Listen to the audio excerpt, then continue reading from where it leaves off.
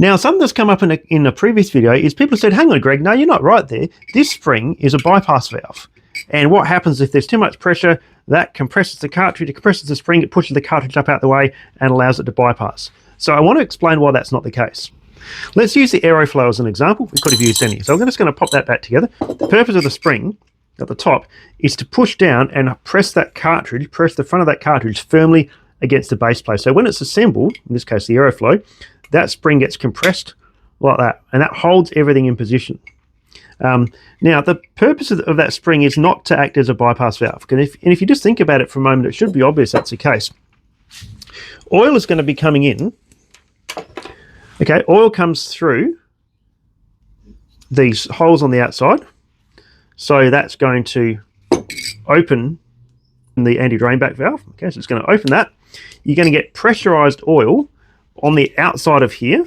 Okay, so under normal circumstances, you're going to have high pressure oil all around the filter and all over the top. It's all trying to get through the filter to this hole here and back out that hole down the bottom. And so under normal circumstances, the outside of this filter cartridge is all completely full of high pressure oil coming in from the pump. So there's no way that the pump is actually going to be able to push. It's already full of high pressure oil. So to act as this bypass, it would have to compress pressure that's already pressurized by itself enough to be able to push this cartridge up out the way. Well, let's just test that. Let's put this back together. That's not how it works. The purpose of these springs is just to hold everything in the filter firmly down against the base plate. Now that's the idea. It holds it under tension, so when it's put together, that spring is basically just pushing everything right down. But let's imagine that's the case. So I'll tuck it all together. Let's just give it a try. And let's compress that spring to the tension it would have had in the factory before I cut it open. Okay, so that's got those parts there, and that's under a fair bit of pressure.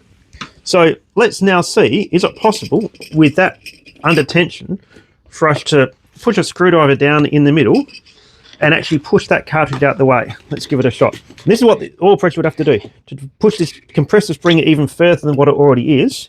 Is it possible? Are we going to get it to move? We can't. That spring is already completely compressed. It is not going anywhere.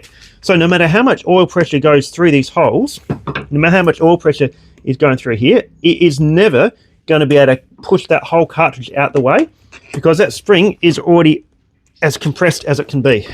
And just so you can see what we've done in the course of that, see all those dents that I've put in the top by trying to push this cartridge out the way, it just does not work that way.